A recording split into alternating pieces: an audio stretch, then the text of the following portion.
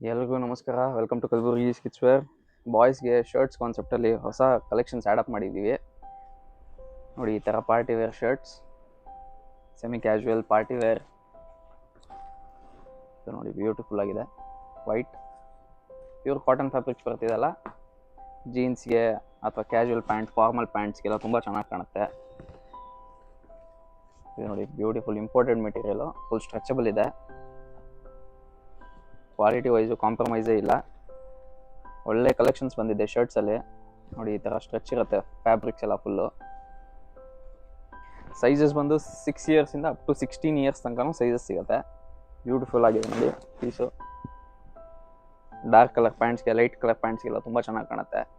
Shirts, tea shirts ಎಲ್ಲ ಸಿಗುತ್ತೆ ಬಾಯ್ಸ್ಗೆ.